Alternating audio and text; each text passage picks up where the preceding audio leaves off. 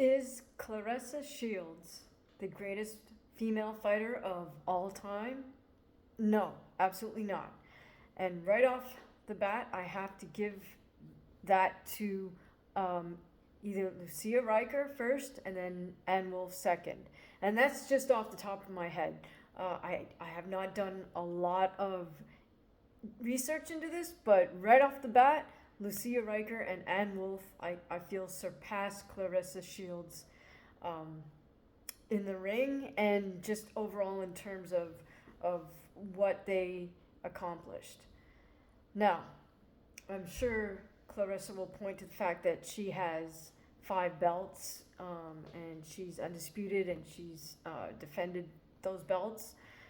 Um, the thing is, yes, she has, I think it's an IBA, WBO, WBA, WBC, WBF. Okay, so Claressa is now competing at a time when those 3-letter sanctioning bodies like the WBC, WBA, these are the same sanctioning bodies that sanction men's boxing fights and have for decades, right? So when Lucia and Ann were competing, those 3-letter sanctioning bodies did not recognize women's boxing as a sport. So we can't compare Claressa Shields' belts to Lucia and Ann Wolfe's belts because Lucia and Ann did not have the opportunity to compete for those 3-letter belts. Instead, there were what I call the 4-letter sanctioning bodies back in the day, like I think it's WIBA, IFBA. They all had 4 letters because they inserted the word woman or female in them. And they had nothing to do with the 3-letter sanctioning bodies. These were just enterprising folks or people who were interested in women's boxing who, I guess, took out a business license or something and created these sanctioning bodies and then were able to rank female fighters in all the weight divisions and then, of course, offer a belt, which meant if you were ranked by them, you could request that they sanction a title bout, and of course, provided you pay the sanctioning fee, they would, and you met whatever criteria they had, then they would sanction your bout for a belt. But as far as I know, I don't really think any of those 4-letter sanctioning bodies are in operation much because now the WBC, IBA, etc., all the 3-letter sanctioning bodies that have always recognized men's boxing are now also recognizing women's boxing. So my point is that the belt argument is not a fair comparison. Instead, let's just quickly take a look at the records. Okay, so Claressa Shields is 14-0. She's undefeated, but she has 2 knockouts. Ann Wolfe was 24-1 with 16 knockouts. That's her knockouts are they're still circulating on YouTube because they are viral knockouts. Lucia Rijker, she was 17-0 with 14 knockouts. So both Ann Wolfe and Lucia Rijker have a higher knockout percentage than Claressa. Now let's take a closer look and look at the actual KOs that Ann and Lucia were executed. They were dynamic knockouts. They were not just stoppages due to a barrage of punches. Sometimes, not to be biased, but in a lot of female fights, you'll see TKOs as opposed to actual KOs. Like a woman will, wear her opponent down and get them trapped on the ropes or maybe in the corner and then just unleash with a barrage of punches, and it's enough volume that the ref finally steps in and stops the fight. But check out, just do a quick search on YouTube, and you'll see that Lucia has one punch knockouts. She's known for that, for a really awesome left hook to the chin, and she just literally will just crumple somebody with that left hook. Ann Wolfe, of course, has this crazy overhand right one punch KO of Vonda Ward, who is like this 6'6" undefeated fighter at the time, and I'm sure you can find that knockout on YouTube as well. It's pretty spectacular. So my point there is, like, Claressa has two stoppages out of 14 fights, but Ann Wolfe and Lucia Rijker are not only capable of more KOs or more TKOs, but they also were able to do, their one-punch knockouts. Very dynamic, very spectacular, and of course, it has to be technically perfect to get a one-punch KO. So there's that aspect of whether you want to consider that, entertainment value, or you want to consider it technical prowess. I mean, both Ann Wolfe and Lucia, meet that criteria. Okay, so now let's take a look at the evolution in the ring over time. So here's the thing with Claressa that I find a little bit ironic. I almost feel like I was blown away by her when she won an Olympic gold medal at the age of 17. And I feel like she didn't get enough props from, especially boxing media. I mean, Teddy Atlas had the audacity to say that the U.S. team didn't win any medals. And it's like, what do you mean? Like, how does Claressa's medal not count? It's a gold medal. And I don't know how long it's been since a USA men's boxing team has brought home a gold medal. They should have been, singing her praises. She's only 17. So, I mean, Claressa could have turned pro right after that Olympic Games if she'd wanted to. But I guess she just figured she'd hone her craft for another 4 years. So what does she do? She steps in there 4 years later and secures a gold again. So this is something that's never, ever, ever, ever going to happen in USA boxing history. Because if a man does that, he's going to turn pro right away. And probably if a woman does that, she'll probably turn pro right away. Because it's almost unthinkable that somebody as young as 17 would win a gold medal at the Olympics in boxing. And then, of course, 4 years later, she's still only 21. That's still young enough, right? Now, in today's Gen Z era of boxing, where these guys are fighting in the Junior Olympics and winning, and they're going, I'm going to go pro. I'm 16. I can go to Mexico and turn pro. It's like, okay, so maybe 21 is ancient by their standards. But if you're going to pursue that Olympic pathway, I mean, 21 is still fairly young to be winning a gold medal, for goodness sakes. So I almost feel that Claressa's amateur accomplishments are almost more impressive to me than the fact that she holds 5 belts. Now, not to take away from those 5 belts, but here's the deal with winning belts at the pro level. So that's for 5 belts. It's 5 different sanctioning bodies.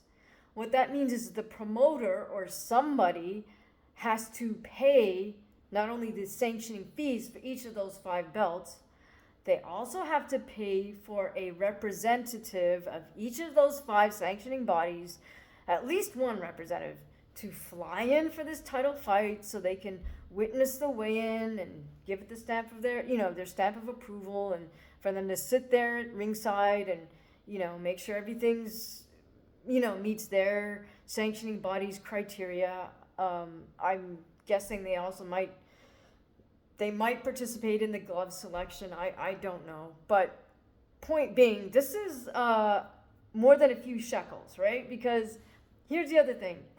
Sanctioning bodies get to collect a piece of the action on the purse.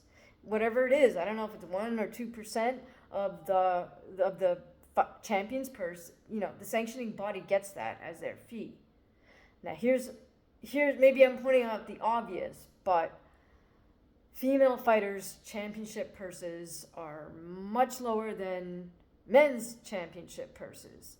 So each of those 5 sanctioning bodies knows they're not making anywhere near the amount they could make off a men's fight for the same, for a belt, right? So I'm guessing that they're gonna say, hey, well, you know what? Maybe they're gonna say, hey, you're flying in 2 of our guys.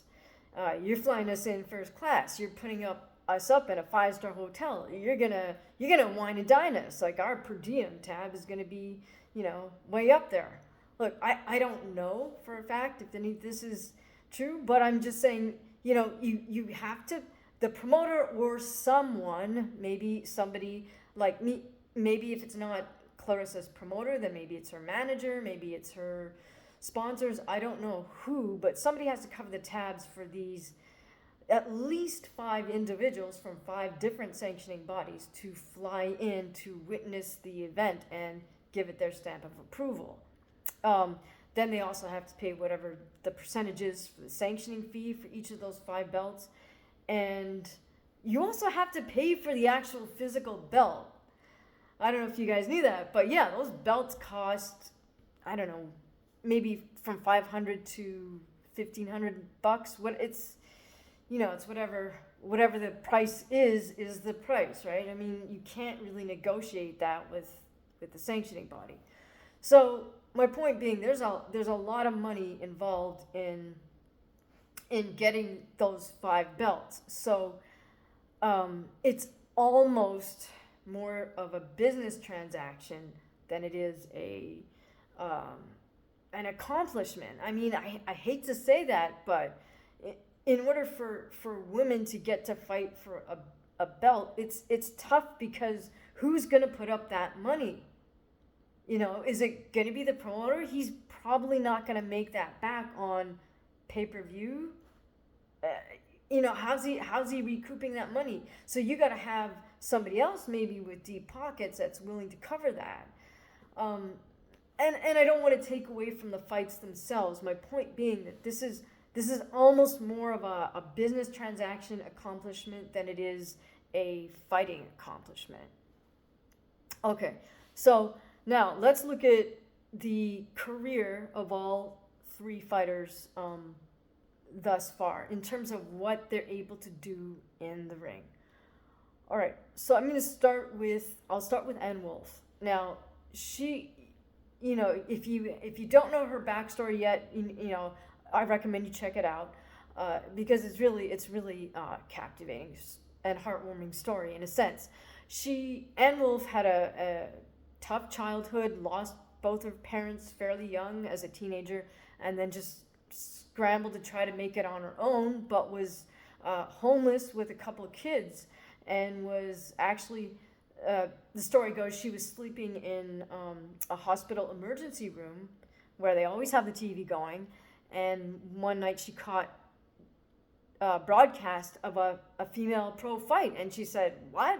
Women get paid to fight?" She's like, "Oh, heck no, I could do that. I could, I'm sure she figured, I could beat up both those chicks like right now. So let's go make some money." So her motivation for doing well in the ring was truly a matter of survival for her.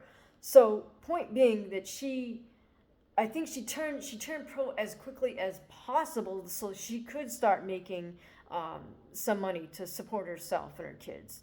And we cannot begrudge her like not sticking around in the amateur ranks, because this was just a matter of survival for her. She needed to chase that dollar. So, kudos to her for just having the determination and discipline to put herself through super hard training in order to advance quickly through amateur right into pro.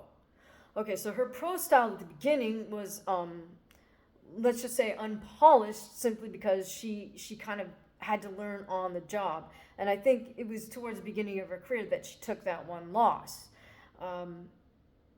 it looks, I mean, to simplify matters, it was likely because she was coming in with a very sort of wide, more brawling style of fighting rather than a more straight punch technical style.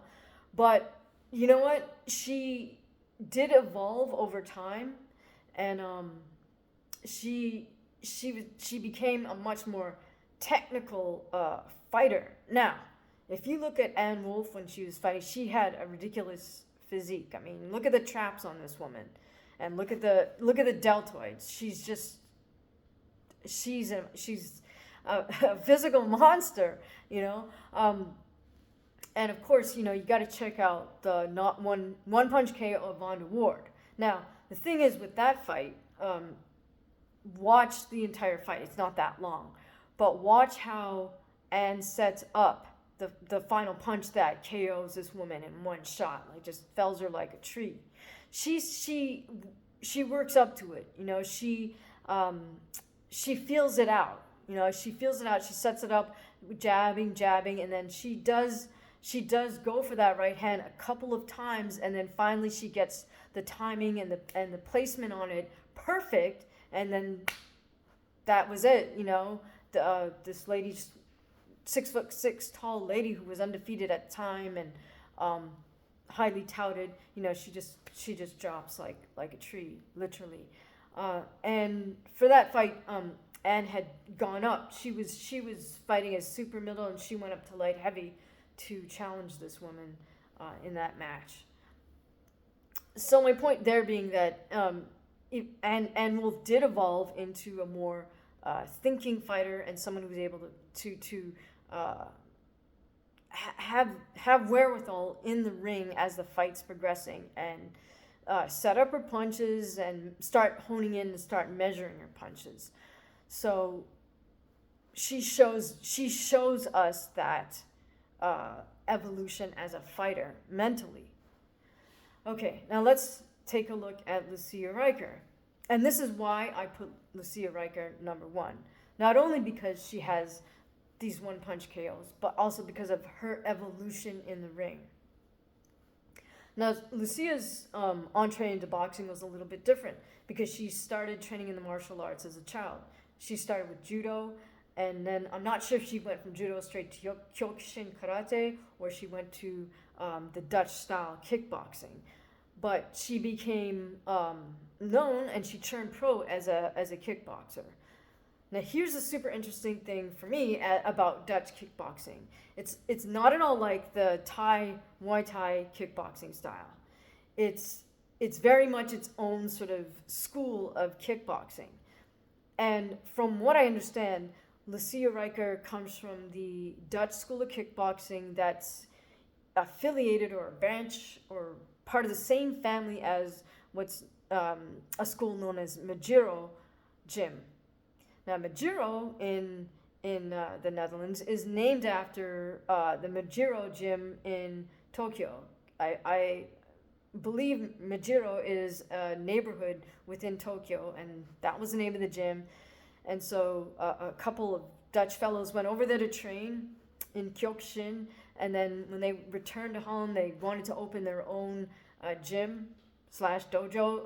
They asked for permission from their parent gym in Tokyo, and where I guess were granted permission to name theirs Majiro.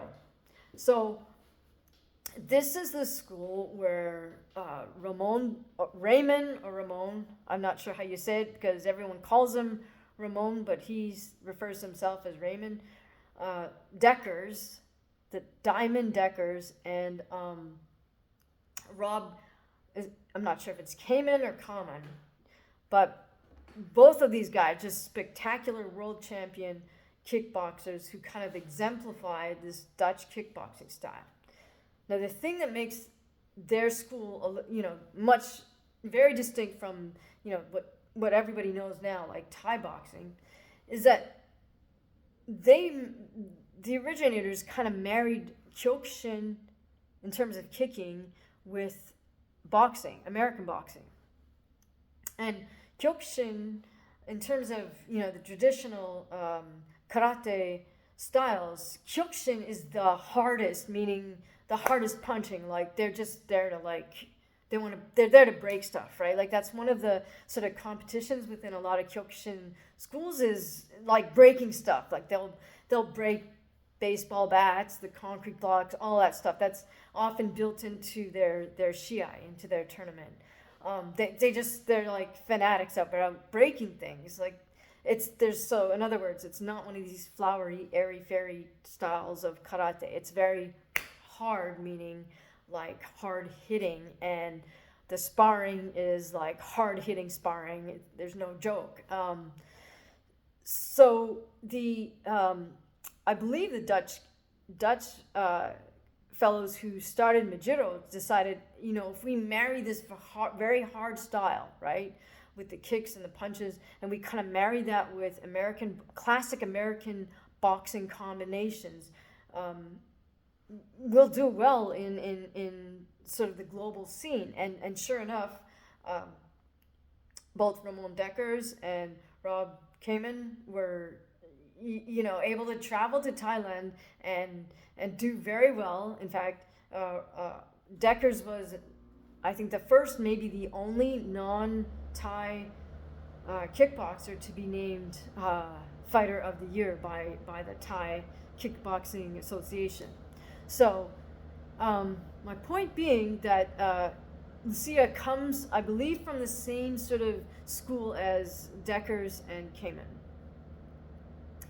And for me, I really like that school of kickboxing because all the combinations make sense from a boxing standpoint. So you could take a boxing combination and add kicks, or you could take their kickboxing combination and subtract the kicks and still have a sensible boxing combination. The footwork also makes sense for setting up boxing punches. So I guess my point is that Lucia probably found it sort of a natural transition to go from that style of kickboxing to just boxing. And when she moved to the United States, she came with the intention to pursue a professional boxing career, which she did. In fact, one year I think she had like 6 or 7 almost fights, which is like a lot. I think that was 1997. She turned pro in 96, and 97 she had quite a few fights, and she fought fairly steadily through for I think the next 7 years. Now the interesting thing for me is to watch her evolution in the ring. She did train with Freddy Roach for a bit, and I think while she was with Freddy, she did sort of the classic Freddy Roach, very straightforward, classic, disciplined boxing combinations and footwork. Rolling under, firing combinations off angles, whatnot. I'm sure you've seen footage of Freddy working the mitts with his fighters. Lucia fell right into that. She's very athletic and very disciplined, and watch footage of her shadow boxing at Wildcard, and it's all that very classic, all the very classic punches and disciplined guard, high guard. Okay, now fast forward, and this is kind of why I give her sort of definitely the number one slot here, is fast forward to later on in her career, she trained with Emanuel Stewart, who's, that Detroit, that more East Coast kind of almost cute style. I don't know what else to call it, but under Emanuel, Lucia started getting a little cuter, right? Like kind of almost like having hands down, lead hand lowered, so you can do up jabs from there. You can kind of do the shoulder roll or counter right hand, but she really changed or shifted her boxing style and was able to do that style effectively. I don't like to use the word style too much, because then it sounds like you're a stylist, boxing and fighting is much more than having a style. It's almost like having a philosophy or approach. So Lucia's able to shift mindsets, if you will, from let's be a classic disciplined boxer with our guard up here and throw nice, crisp, clean combinations to okay, I can relax, be super relaxed and loose, and use my torso movement, my head movement to make you miss, and then I can come back with pot shot counterpunch, hard pot shot counterpunches, which is what she did. Now, she didn't start the fight out like that with her hands down right away. She started out with it, in the more disciplined, more classic. But as she got more comfortable, she was able to shift to this other, more loose, much more looser boxing style. Now, here's the interesting thing. Of course, I don't think there's a kickboxing coach alive that will say, yeah, go ahead, drop your hands, at your side and kind of just move around like that. I mean, it's a little bit, that's a little bit suicidal if you're dealing, you got to deal with kicks, So, my point is Lucia was able to kind of grow and evolve away from that mindset of, always having your hands up here. And so that shows a real evolution mentally and philosophically, and of course then physically and technically, because it's a whole different ball game if you're going to just drop your hands and be loose and then count on your defensive skills and then be prepared to come straight back with a hard counter, because otherwise there's no point in just slipping and dipping and making your opponent miss unless you're going to come back with a hard counter. Okay, so on the basis of what Lucia and Ann Wolfe were able to do in the ring in terms of getting more KOs, higher KO percentage, and getting one-punch KOs, that's a key, because that's what everybody wants to see, right? It's not only entertaining, but it's also showing us that you have really perfected timing and technique. And also, obviously, that you have great enough conditioning to outlast your opponent to the point where you can catch him with a one-punch KO. So there's that. There's the mental evolution of both Ann Wolfe and Lucia Rijker. And finally, there's just, at this point, Claressa put in 7 years, whereas Ann and Lucia put in 7 and 8 years, I believe. So, Claressa's still not done. She still has plenty of time to evolve and maybe work on upping her KO percentage or whatever it is she wants to work on. But as of right now, is Claressa Shields the greatest woman fighter of all time? Absolutely not. Lucia Rijker number 1, Ann Wolfe number 2 in my book. Now, again, there might be other female fighters out there that I just haven't really thought of right at the moment. So if you feel that's you, I apologize, because I just did not actually do any original research to delve into this question. But let me know who you think the greatest female fighter is of all time. That's a heavy crown to put on yourself. But tell me in the comments below, who is the greatest female fighter of all time? Thank you so much for listening.